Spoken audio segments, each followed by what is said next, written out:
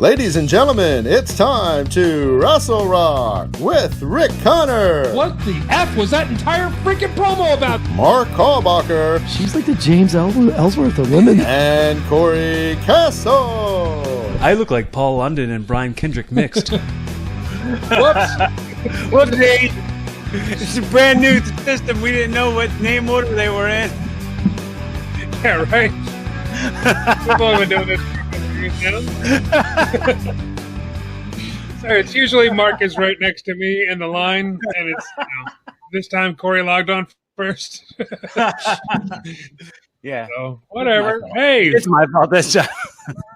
it's your fault for being early. So welcome to Rassle Rock, everybody. Good show we got going on today. We have a couple things going on in the news.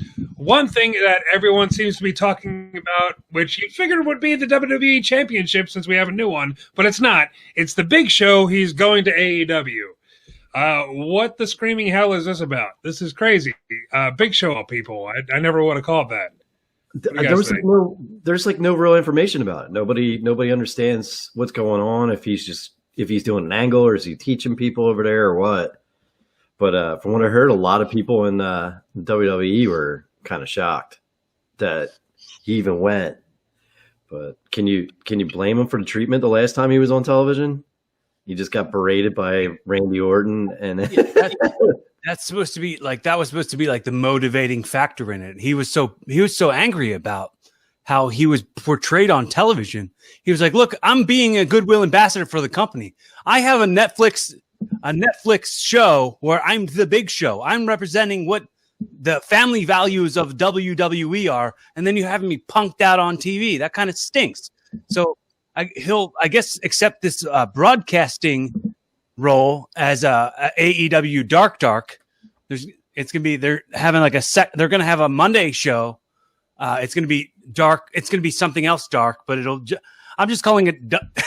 It's like AEW's NXT or something. I imagine, like, it's just like.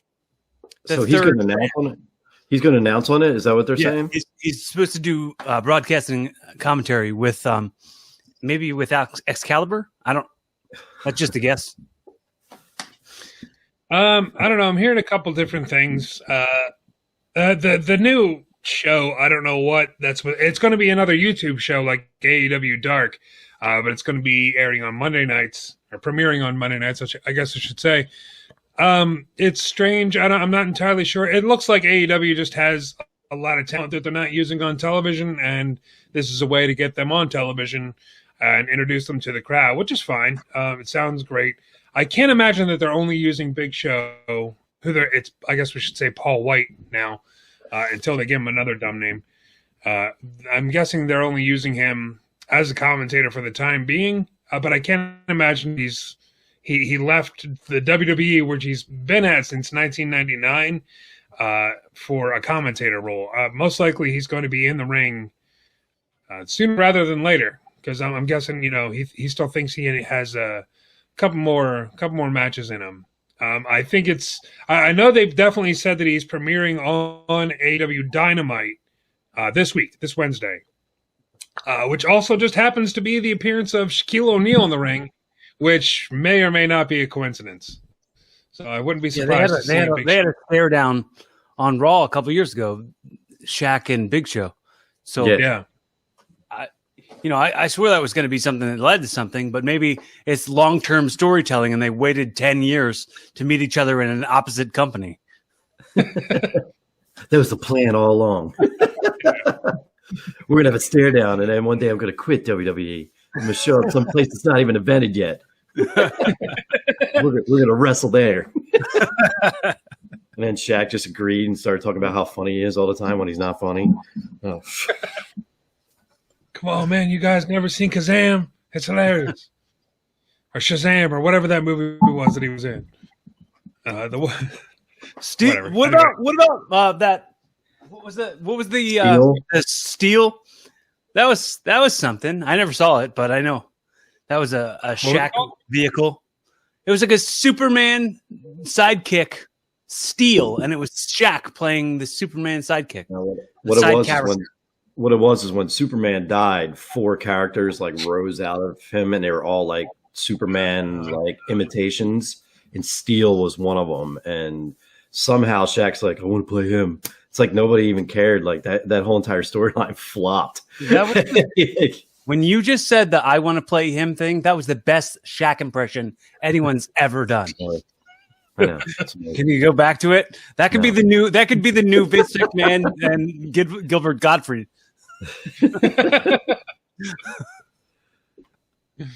Stone Cold Steve Austin. Stone Cold Steve Austin having a conversation with Shaq about WrestleMania in front of a crowd. Have you guys been watching this show this year? I can't do it, man. It's not good. It's a lot of like hard editing. Like you can tell it's like a 3-hour conversation. They chop down the little like clips. It's so hard to watch. I watched the Steve-O one. The whatever Steve Austin. The straight up Steve Austin. No, yeah, drives famous people in SUVs. And I only watched. I watched the first season, but I didn't watch this one. I like the few of them actually, but I just never got a chance to check out this new season. But it's probably the same thing where it's like so cut up that it's hard to understand. You know, famous people come on, he makes them say hell yeah, and then they tell a story, and then they blow something up or run over something, or I try not to watch Steve Austin's shows like Broken Skull Ranch or any of that stuff. I'd much rather watch Steve Austin on other shows. Like, did you guys see him on Hot Ones? Trying not to cry when he was eating hot wings. That's hilarious. I'll watch that. I didn't know he did that. Yeah, it's on YouTube. If you get a chance, check it out. It's pretty funny.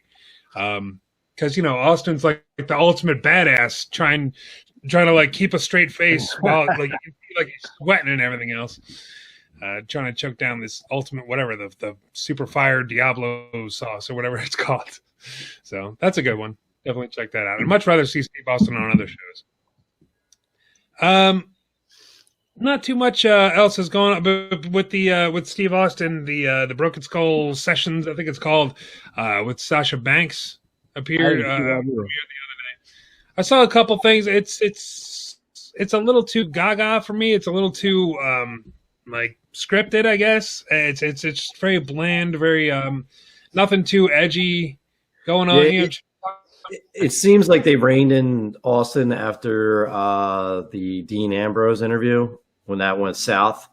It seems like now he's basically just giving them softballs, and he's not really allowed to talk to him like he wants to. Yeah, some of the people they're interviewing haven't wrestled long enough to really be on there for me to be interested in hearing what they have to say, because they just really don't have anything to say, really. The last one. Go ahead, Cory. I think that it's a give and take, kind of like a thin line there, because the Glenn Jacobs one, the Undertaker one, those were really good, and those were just Steve Austin saying what Steve Austin wants to say. But you could tell, like, anytime it's somebody from a generation after his, it's not going to be as easygoing. Like, that's why the Dean Ambrose one might have went south. Like, that one did suck for sure. The last one that I watched that I actually liked was the Paul Heyman one, but that's just because Paul Heyman has just had such a great mind for the business. I can sit there and listen to him talk about it all day because he has such great ideas and such great just knowledge of how things should be and how things work, and which a lot of people in WWE don't seem to really care for anymore. A lot of old school ways to work. Paul Heyman has an amazing ability to recognize potential and utilize it really hard. Utilize with and utilize and emphasize like the best parts of something, and sort of like have that be so highlighted that you don't see what the flaws are. And whatever. Look what he's doing with Apollo Crews now.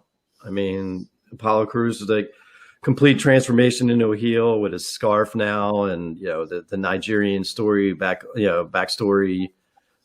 It's really well done, and it's a guy that desperately needed something because he's so talented and hasn't done anything in almost 4 years now. It's ridiculous. Yeah. Well, it's an amazing escape from the happy, smiling, happy to be here character that he has been for those last 4 years, where he's just all teeth. Like every time you look at him, it's just like, He went from that bland cookie cutter WWE character into like now, like I want to see what he has to say and what he's doing. And I mean, wrestling wise, he's a hell of a talent. So, him and Shinsuke had a great match on SmackDown. So like it's a shame, but like I don't know what it is, but WWE just can't do faces anymore. They can't do good guys. Except for Drew McIntyre. They're really just dropping the ball with every good guy they have. And once they turn heel, it's like, oh wow, now this is more interesting. How long until Baby Bunny goes heel? Bad Bunny. Oh, Bad Bunny. I'm sorry, I said the wrong guy's name. It's the wrong Bunny. Wrong Bunny. Bad Bunny. I'm all right with the Bad Bunny stuff. It's he's bringing fresh eyes onto the product, and he's selling a lot of merchandise. So. Just it's as long as it stays in the 24/7 title genre, whatever that part of the show, and it's not like, oh, Bad Bunny will be in Hell in a Cell match with blah blah blah, whoever. As long as it stays over there.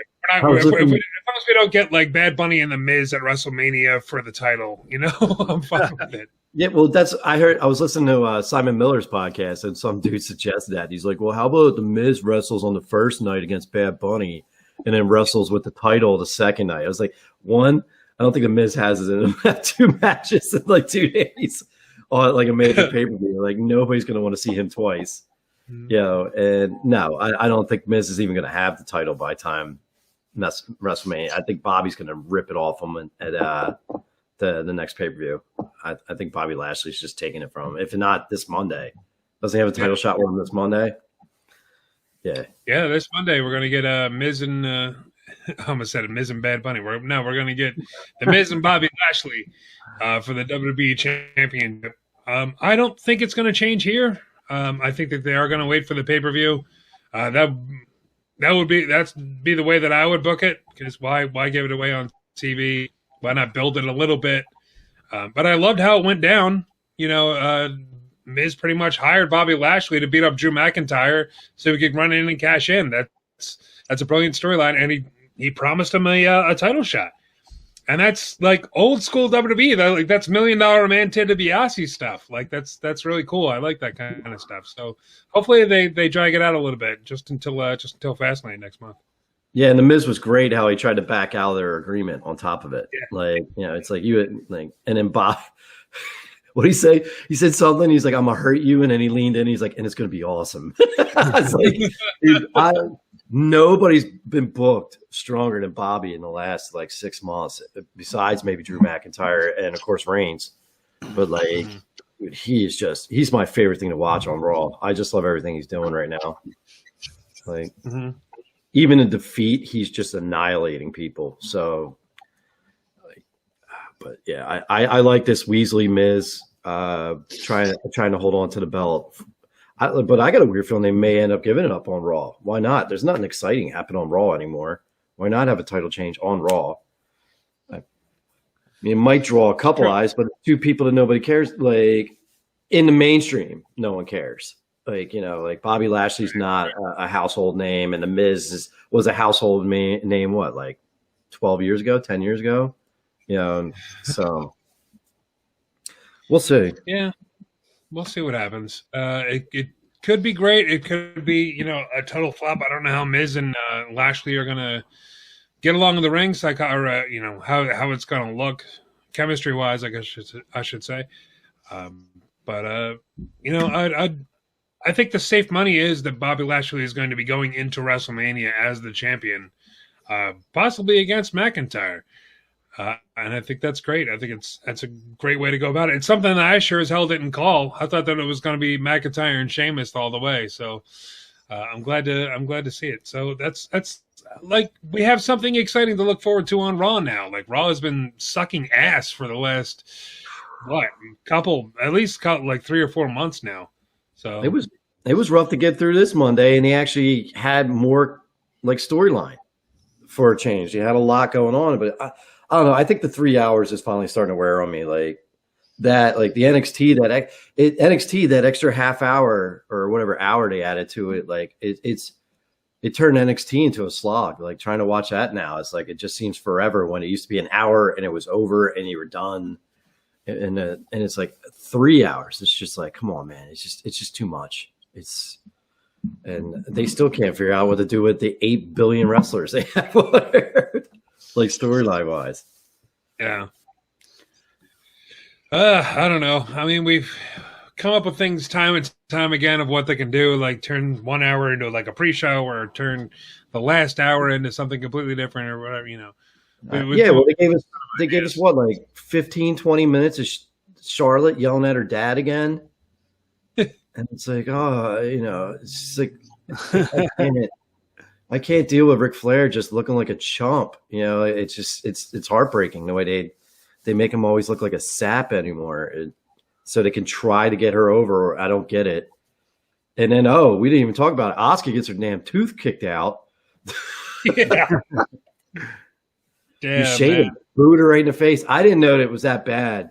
And then I saw a slow-mo cap of it. And I was like, wow, dude, like that's something you don't really see is women getting their teeth knocked out in a wrestling ring. That was kind of horrific. Yeah. I mean, Shayna Baszler's, you know how legit Shayna Baszler is with her background and everything. The kick itself, I keep on wanting to blame Nia Jackson. I'm still looking for a way to do it. She just happened to be in the ring. But, she was there. She was just there. She was there. It was her fault. It's totally her fault. She was involved. Let's get rid of her. Get rid of Nia Jax. Now, Baszler, you could tell immediately as soon as it happened, like she got down for the ground and pound, and you could just tell she was like, "Are you okay? Oh my God, I am so sorry. How hard did I hit you? How many teeth are you missing?" You know. But Baszler's a badass. This is like an isolated incident with Baszler, so I'm not too concerned about it. It's not like she's been hurting people. So Asuka will be all right. She'll just a little bit of dental surgery and she'll be okay. But only $10,000, she'll be all right. Only 10 G's to get her teeth replaced. You know, she'll be fine. She's paying for it. Shouldn't that be the policy? If you knock somebody's teeth out by accident, you should be the one who pays to have them fixed. I would think so. I mean, who knows with the way WWE is and their healthcare and all that other stuff, or lack of healthcare. Was doing the ground and pound on top of her. She was like, "I'll pay to have them fixed. I swear, I paid all." I think less of a policy and more of just to be nice. Yeah, common decency. Right. It's like you injure somebody, you have to help pay the medical. A couple things happened this week on Raw and SmackDown. We have a little bit more of a clear picture of Fastlane. It's looking like they're setting up Roman Reigns and Daniel Bryan. After this past week, Jey Uso was in there with Bryan. They wrestled to a double countout, and then on Talking Smack, Bryan came out and talked to Paul Heyman, and they're setting up a steel cage match for this week's SmackDown against Jey Uso with Daniel Bryan. So, and again, it's stipulation that if Bryan wins, he gets the title shot at Fastlane. I don't think he's going to win, but I don't think he's going to win the title. But it's looking like we're going to get Daniel Bryan and Roman Reigns. Fastlane. What do you guys think about that? Do you think they're trying? Is it just like a transition match into Mania, or do you think they're trying to put D-Bry into Mania in a 3-way with him and Edge? I'm thinking it's just kind of like the placeholder. Full of energy today, guys. Can you tell? This is like dying. I drank half a bottle of Japanese whiskey. That'll do it. That'll knock you out for the next day. But no, I'm thinking this is just that match that you have to go through, that storyline that you have to go through to get to the main event of Mania. It's that one last championship match. This is why I think WrestleMania should be in March all the time, just because you have the Royal Rumble, and it's like, okay, it's going to be this person going for the title, that person that won the Royal Rumble, and then you have Elimination Chamber, and then you have Fastlane that you have to deal with. So it'll be like, this person's going to shot to main event WrestleMania 3 months from now. It's like there's just too much. There's too much content. There's 2 middle pay-per-views, just too much. Like it's like, and they book for the pay-per-views, and it's like, and then Mania is just here, and all the matches are like announced like 2 weeks before Mania. When you used to have like a clear picture of Mania, and then they would build it for a month or so before. And like, I wish they would eliminate one of these pay-per-views and just do the build instead. Yeah, I agree. Yeah. I think they should probably eliminate. I mean, I as much as I love the Elimination Chamber, I would eliminate both of those pay-per-views. And it'd be fine. Put it in December. That's one way to do it. If you're going to have the pay-per-views, keep the champions off of them. Keep your main events fresh. Why are you putting in, Roman Reigns versus these 2 people before Mania, or Drew McIntyre versus all these other people before WrestleMania? Like, it should be the Royal Rumble happens, and then you start that build for the main event. There's no reason to drag it out with all these other storylines, because like you said, Mark, it ends up being, all right, well, Fastlane just happened and WrestleMania's in 2 weeks and we only have 3 matches booked. We have to book for 8 hours of entertainment, And then you get 2 weeks of Raw and SmackDown where they're doing this mad dash to make people hate each other, so they have storylines for Mania, or they do a swerve here or swerve there, and then that's their match. It doesn't seem like what they used to do, whereas Mania was like planned. I know they can't because with COVID, but it's just, they're not even planned out like 2 months from the pay-per-view. Like, it used to be 6 months. It used to be 6 months out, and now I don't know. It's I mean, I'm looking forward to, like, I think Edge and Roman Reigns is going to be really good, but so far, what else is on Mania? What's on the card? Anything? Nothing but those 2. Just those 2 matches. It's probably Bad Bunny and Miz for the title. No, I think it's going to be a tag match. I think it's going to be Miz and John Morrison versus what Punishment Martinez. I forgot. Yeah, Damian Priest and Bad Bunny. I think that's going to be a tag match on one of the Mania. I can see that. Yeah. And of course, we're gonna have the Fiend versus Randy, mm-hmm. And we're doing another Firefly Funhouse match. Now, here's the weird thing. I don't know if I mentioned this on the pay-per-view. If he does a Firefly Funhouse match, does that mean he's going to disappear like John Cena did? Is he retiring or taking time off TV, and that's how we're going to do it? I don't know, because that's basically what that match was. It broke down Cena's entire career, and then he was gone. Like, that was it. Yeah. It could be. It could be, at least for the time being, for Orton to take off like for 6 months to a year, and it's still something that I would love to say, even if it means we're losing Orton for the time being, or even if this is his retirement. If that Firefly Funhouse match was great. When you break down that match that he had with Cena, that was probably the highlight of Mania, next to the Boneyard match. That's one of the pretty much that's the only thing that really stands out in my head are those 2 matches. So yeah, you think that's going to be a cinema match, and then you think they're going to have that will probably be either the first or second night. Who are they going to do for the other night? They're going to do another one, and they're probably getting ready to film it now. You think maybe Edge and Roman, if they don't, maybe they do a cinematography match with those 2? But I don't know. I think Edge probably wants to do like the real thing in the ring. Mm-hmm. Probably. Yeah.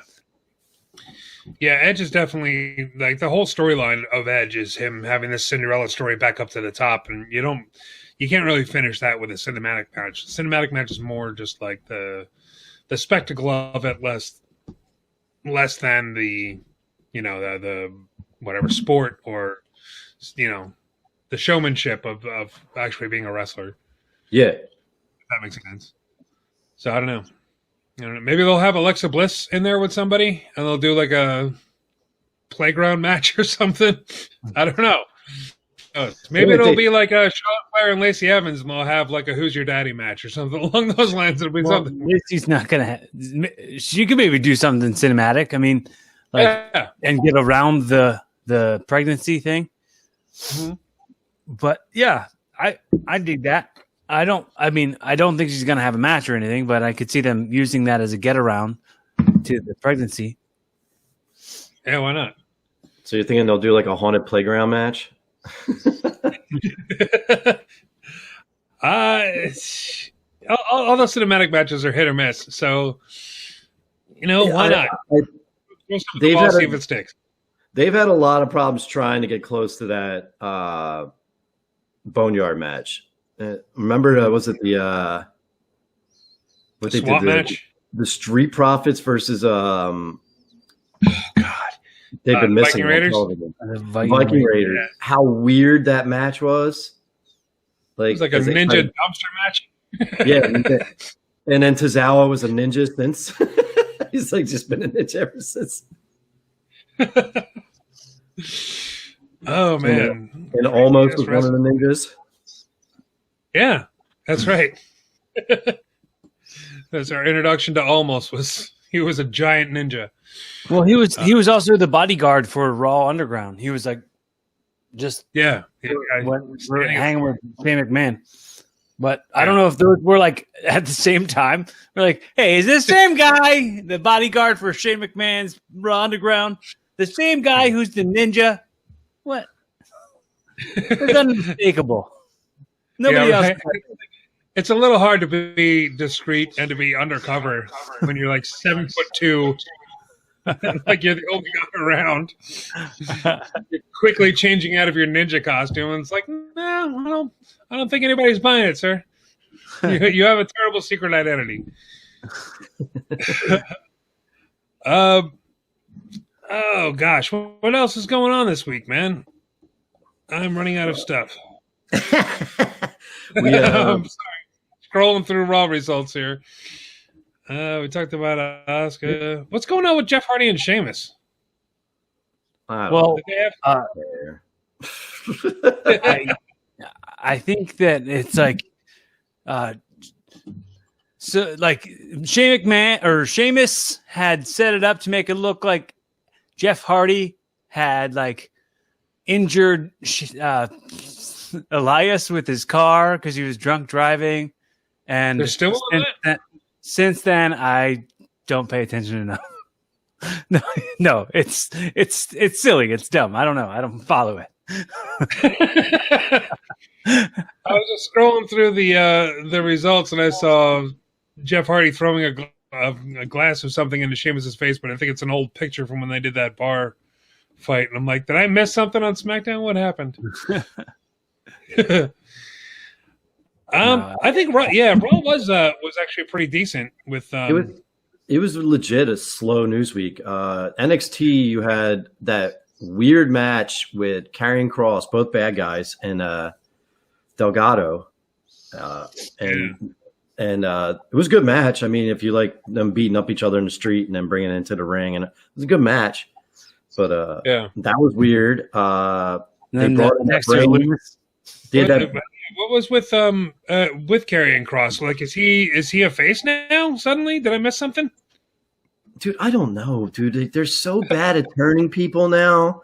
They'll do a great job, like how they turned Apollo with dropping the steps on Big E and all that, which was as goofy as it was. It was better than all of a sudden a guy comes back from injury, acts like a bad guy until they have him wrestle another bad guy. And now I have no idea what's going on. And then you have the whole Adam Cole turn at the end of full turn at the end of the show, and they do that beautiful. It's where now he even turned on Roddy. Yeah, that was really awesome. I was captivated by that entire thing. The whole, you're my brother, I love you, we're gonna fix this, we can do this, and all this stuff. And then it was just a straight dick punch. It was like not even like a low blow. He just bam right in the junk. That was it was quick and it came out of nowhere. Him walking away saying, "I am the Undisputed Era," like it's me, I'm the Undisputed Era. That was really good. That was a great thing. And now it's a whole situation of where do we go? Like, are Roddy and Kyle O'Reilly and Bobby Fish, are they keeping the Undisputed Era alive, or is everybody going to go their separate ways? What's going to happen when Kyle O'Reilly comes back? I'm loving this. It's a great way to split them up. Not only that, the title picture in NXT is like crazy. You have Karrion Kross trying to get his belt back that he never lost. You have Adam Cole going after Finn Balor. You have, you still have Kyle O'Reilly in the title picture, but they're probably going to go after Adam Cole. So do you have like Adam Cole take the belt off him, and then you have a big match between Kyle O'Reilly? It's like they have all these like what ifs like going around and it's nice. Whereas WWE, it's just someone just walks up and has to have a title shot, and they have a title shot. You know, it's nice to see like all these guys are all fighting for the title, and then you have Roddy now. Like, does Roddy like get in the way of Adam Cole trying to win the title because he's going to fight him now? And yeah, where is Bobby Fish? Is he injured again? He's been off television for months. I mean, he's a lot older than the crew. Yeah. But yeah, from what I'm hearing, he's still out with an injury, and he's probably going to be out for a little while longer. So, I mean, the geezer. What's that? Well, he's an old geezer. Well, he's the old, like I said, he's the older. He's the elder statesman of the group. I mean, do you remember the last time he had an injury and he came back without hair dye and how gray his hair was for a while, and then all of a sudden it was dyed like 2 weeks later?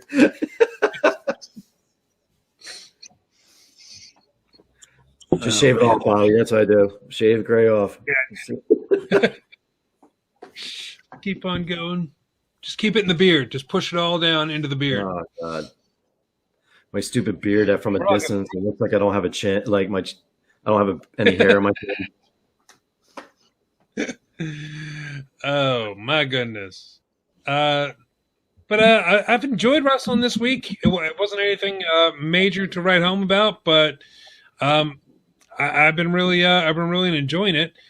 I don't know what's going on with Strowman. If Strowman is going to be part of this whole title picture, Strowman versus McMahon.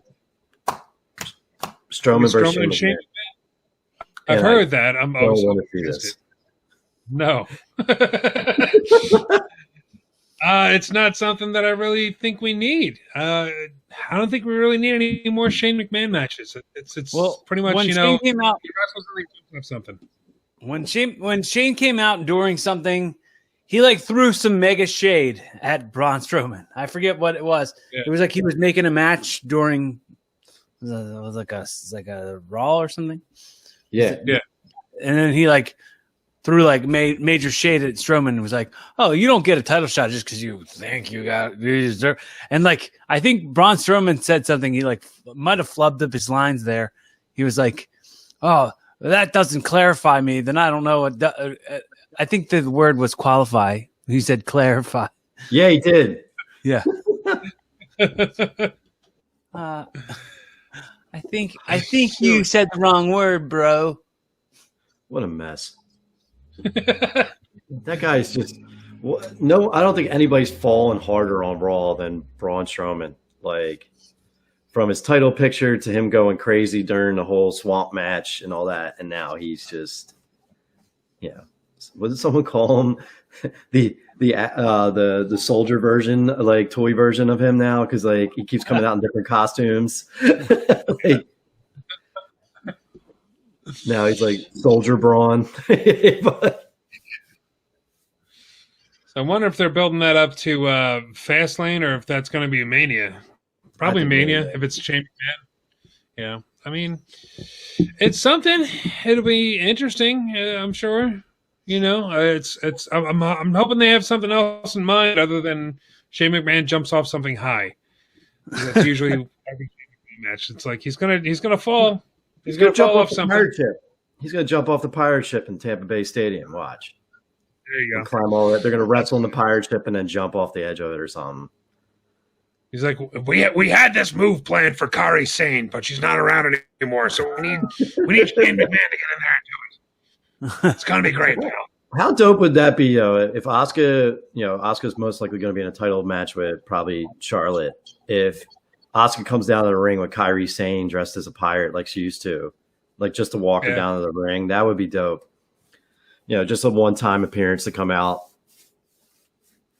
Since that's what they're supposed to do with her last time. Oh, Cory, Yeah, you all I right? think Cory, what happened? I was hoping my Eddie Valentine picture was still up there. Yeah. But Cory Sane is still with the company, right? She's just overseas doing like I think she's ambassadors. done. Is that what it is? She's Is she an completely? ambassador? I don't know. That's what I heard she was doing. She was like, "Yeah, they're going to go over, send her over to Japan and be like a spokesperson over there and for WWE in Japan." That's what I heard. I don't know if that's true or not, but she might be completely done. I don't know. Had damn Nia Jax stepping in again, screwing things up. I know she said she wanted to spend more time with her husband and then left, so I have no idea. So nothing's been mentioned of her. Like, I don't follow enough Japanese wrestling to know if she's maybe doing something over there. I don't know. Like, Yeah. I would like to watch more Japanese wrestling, but WWE has 75 hours of programming every week, and and now AEW is going to add another hour to theirs. So now they're what? Like, they're going to be 3.5 to 4 hours a week, and then you include how much time do you think they're going to give on their AEW Dark Dark to Impact talent, to NWA talent, to MLW talent, and not to people who are contracted workers with AEW? And also, how many people do you think are going to be non-contracted who are getting TV time on this Dark Dark series? It's a good question. I don't know, man. It could be. This could very well be like a platform for those people that aren't necessarily under contract, for those people that are like, hey, we're going to bring you in. Or maybe it's both. Maybe it's like, this person's under contract and we never see him on TV, so we're going to put him against this person who isn't under contract, and we're going to build up both characters. Like, but I mean, AEW Dark is already filled with people who are not contracted. Like, they're just independent contractors. They're workers like me who just go there and have a match and aren't under the AEW contract. So it's weird to think, like, is AEW Dark Dark? I don't even know what it's called. I'm just going to keep calling it AEW Dark Dark. But is that going to be more of the same, or are they going to like start signing some of the people who have been used on AEW and try to use AEW Dark and try to like? Well, maybe that's what they're going to do, is they'll have these MLW guys and some of the Impact guys come on there and then wrestle some of, like Rick's saying, some of their like contracted people that aren't getting any screen time, but then they can put a face to these names. So maybe one of them will like stand out, and then AEW can like bring them up to, the main show, which is 2 days later, because they're doing a show Monday, Tuesday, Wednesday. Am I correct? So they're doing not only 3.5 hours of shows, but they're doing them 3 days in a row. Right. I can't. It would be like the lead. Hopefully, like in their mind, ideally, they're like, "Oh, people will watch this and then go into watching Monday Night Raw as like a palate cleanser to just then go get like an appetizer or something to what, like a Monday worth of wrestling." I want an appetizer. I want mozzarella. So hungover. I actually, while you guys were talking, I ordered a pizza. I was like, I'm not even cooking today. Nice. Now I have to put on pants because I'm doing the Zoom call thing where I'm like, yeah, dude, I'm just in my basketball shorts. I'm getting ready for WrestleMania. I'm wearing no pants during WrestleMania while you guys all wear no shirts. You keep a shirt on, but no pants. Like the most in shape guy out of all of us. You're the only one you're gonna be the only one with a shirt on. I know, that's why I thought it'd be funny.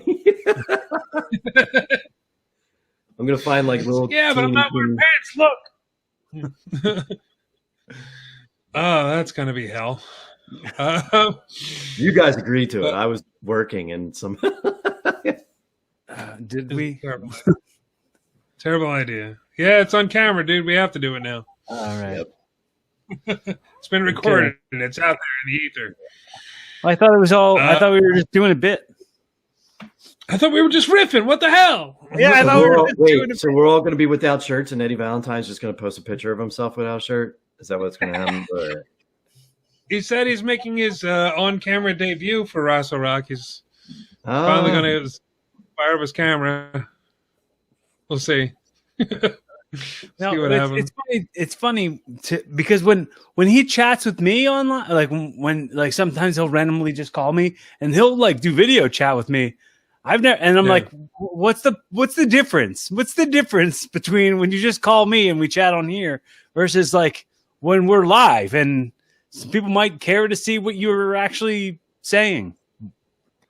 Yeah, what your actual reaction is to these matches, not just hear you laugh for no reason. Well, we're not.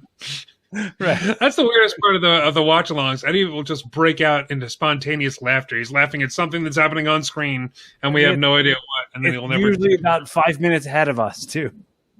Yeah, right. So he's laughing at something that we haven't even seen yet.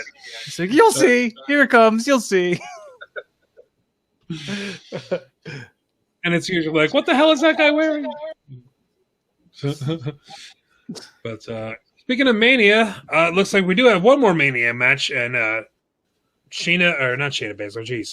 Bianca Belair has picked her opponent. It's going to be Sasha Banks. We're going to get these two at Mania. That it looks like that's been pretty much cemented. It's going to be a good match. Going to be a good. Yeah, yeah. Especially, it looks like Banks is going to be working the heel role. I don't know how that happened. All of a sudden, she's. Her and Charlotte flip flop from heel to face so much, and it's and there's never any like rhyme or reason to it. Like, I mean, they're both like basically big shows from 15 years ago. Like every time you turn around, but they don't even get like a cool heel turn. All of a sudden, they just get on the mic and start talking like they're heel again. It's like, they never turn on people actually turn on people. So I don't know. I always said that like Sasha sucks as a face anyway. I think she's better as a heel. So yeah. I just think Bianca Belair is naturally a heel too, so it's kind of weird to see one of them in the face role. But yeah, it's going to be a good match. Sasha will do something crazy and ragdoll in the ring like she always does, and it terrifies me because how limber her body is. She just when she lands her, she just folds. It creeps me out every time. Yeah, that'll be a good match. Looking forward to that. Looks like they're building up Cesaro and Seth Rollins as well. I'm really looking forward to this. I think this is going to be, wherever it's going to be fantastic. Just the giant swing that he did this week to Rollins was great. All of a sudden, the mic goes flying. Rollins' shirt comes off somehow. It was really good. It just looked really well done. I'm really looking forward to this match. And it's all based around just Seth saying you wouldn't listen to me, and that's what started the whole thing. I'm really liking Cesaro as a face. I think it's working great. I think it's working great. I just think I wish they did something with Nakamura, because Nakamura turned face like a week before he did, and it seems like Nakamura's going back into the background again. I mean, he's in the Intercontinental picture, but mainly he just lost. He's not like a threat. So it's kind of. I just wish they would do something there. But if they keep going with the way Cesaro is, that's a Heyman guy. Heyman loves him, man. So I'm glad he's got his hands on Cesaro. Yeah, I'd like to see him as the world champion or the universal champion, like within the next year, for sure. It should have happened already. The WWE has been real late with pulling the trigger for people, and Cesaro falls under that. He's that umbrella. He's been ready since he got there. Pretty much, they could have pushed him straight to the title picture when he got there, but they've been holding up mid card and sometimes in the off the card completely. So I'm glad that he's finally getting a little bit of recognition. And if they're pushing him for a world title, they're doing it slowly. It's a slow build since they've been pushing him. He came right in. Didn't he win the United States title soon, right away, right when he first debuted? And he had that manager they were put over that he spoke 5 languages. Oksana. Yeah, who was it? Oksana. Yeah. Yeah. I forgot about her. they should really probably put over the fact that he's still, he didn't forget how to speak 5 other languages, to speak 5 languages. They have him cut promos as a baby face to be like, whoa, what a representative for the world. It's a weird thing too, because you think like WWE always wants these like people to represent the company when they go overseas and all, and then you got a guy who speaks 5 languages and you don't even put him in a title picture, and he's very well spoken. Like, it's like, I don't get it. I don't get their idea, like what goes on in that machine at all. Sometimes, like, who they, Oh, it's kind of like a too many cooks in the kitchen type of thing, but they just have too many ingredients, I guess. Like it's too many ingredients in the pot. Like there's just too many wrestlers. They have a hard time focusing on one when they have so many, and it feels like everybody's they're trying to fight to get everybody some kind of screen time, and a lot of people get lost in the shuffle. A lot of really good workers get lost in the shuffle. I'm hearing AEW is trying to pick up Selena Vega now. Selena Vega can actually work, and she had 4 matches in WWE when she was here for 3 years. It's weird. It's weird how they can get lost really easily sometimes. Yeah. Speaking of lost, her husband's still missing. Nobody's seen or heard from him in I don't know how long. Yeah, he's in the dark. He's in his room. In the dark.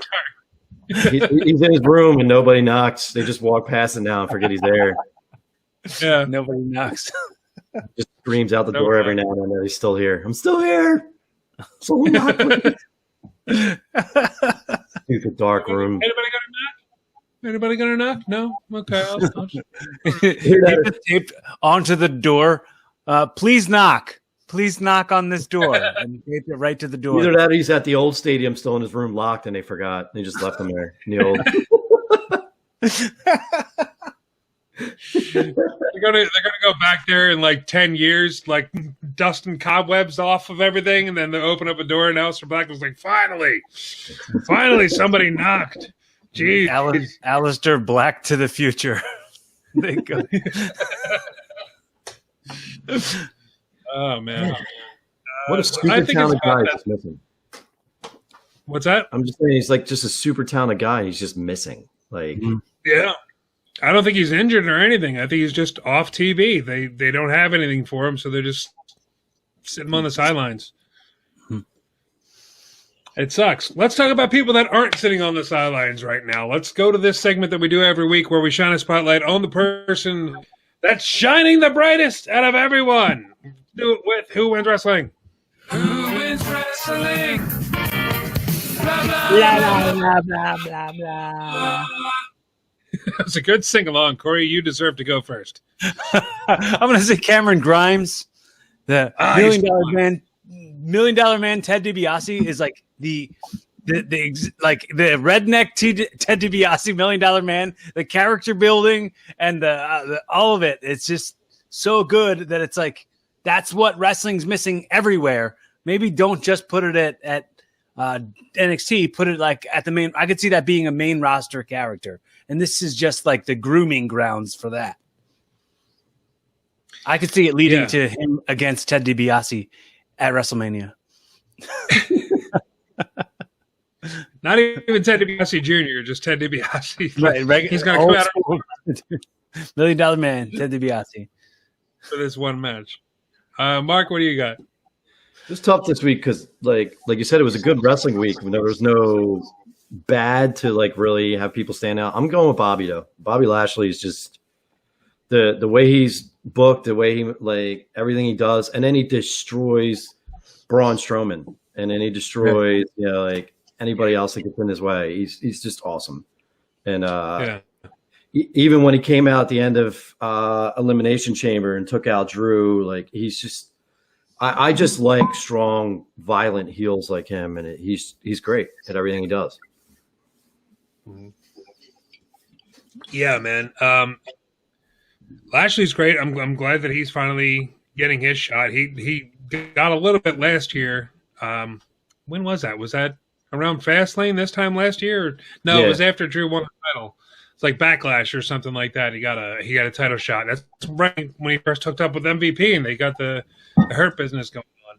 And now it's looking like it's just a continuation of that, and they're finally pushing him towards the title, which is great. And Bobby Lashley might be in the main event of WrestleMania this year, so that's really good. Speaking of people that are stepping out with the championship, man, I got to go with The Miz. It was a real chicken heel way that he did it, but Miz is now the WWE champion after, like 8 years or something like that. There's a big, long-ass gap between title reigns there for The Miz, and now it turns out he's the first ever, it was like the double... Two-time every champion, yeah. Two-time Grand Slam champion or whatever it is, where he won every championship at least once, and now he's won every championship twice. That's pretty amazing for somebody who's been like that chicken crap heel for a long time.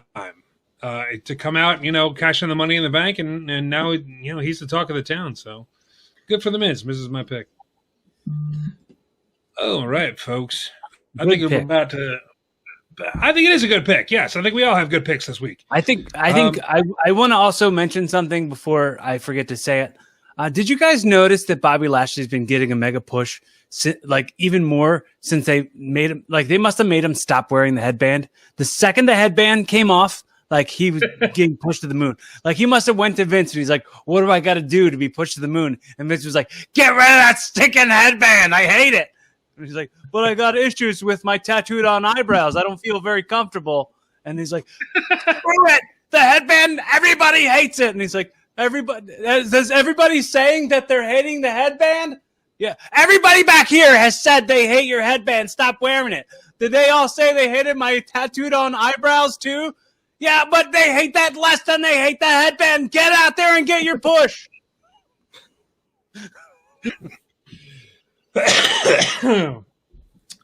Cory Castle painting quite the picture. That's probably exactly how it went down. So let's. I think we're about good here, man. There's nothing too much else going on this week. I think we're about done with this program. Cory, you got anything to plug this week? Just subscribe on YouTube to this channel as well as my channel, youtube.com/Cory Castle. You'll get new episodes as they post, and if you subscribe to Evolving with Cory Castle on any of the platforms where you can listen to your favorite podcasts, you'll get new episodes every single Monday. And I always say, if you like what we're doing, you like you like our opinions and stuff, let us know you exist. Comment on the video below and maybe give us some feedback on Apple Podcasts. And thanks. How about you, Mark? You got anything going on? How do you do this? There. Just follow that. That's my Instagram. You're just showing us your finger. Look at my finger. Follow my finger. I got pizza on the way, and I'm going back to bed for like a half hour. Oh, man. Check out WrestleRock.com. You can listen to every single episode that we've ever posted on the podcast version. You can also check out our video section, which has everything that since episode like 231, we've been filming these and posting it on YouTube. Check out our merchandise store on there as well, where everything is connected to a charity, and 100% of all those proceeds go to the Project Health? No, Partners in Health. That was it. Should have wrote that down. It goes to the charity Partners in Health. It's a very worthwhile organization. Also, please subscribe to my YouTube channel at tinyurl.com/YouTube Rick Connor. You can see some really great independent wrestling on there. And that'll be about it for this episode of Rassle Rock. I'm Rick Connor. Mark Hallbacher. Cory Castle. And let's take it out like we always do with Mr. Nick Burke. It's so hard to say goodbye to yesterday. Join us again for another episode of Rassle Rock. This has been Jay Davis speaking.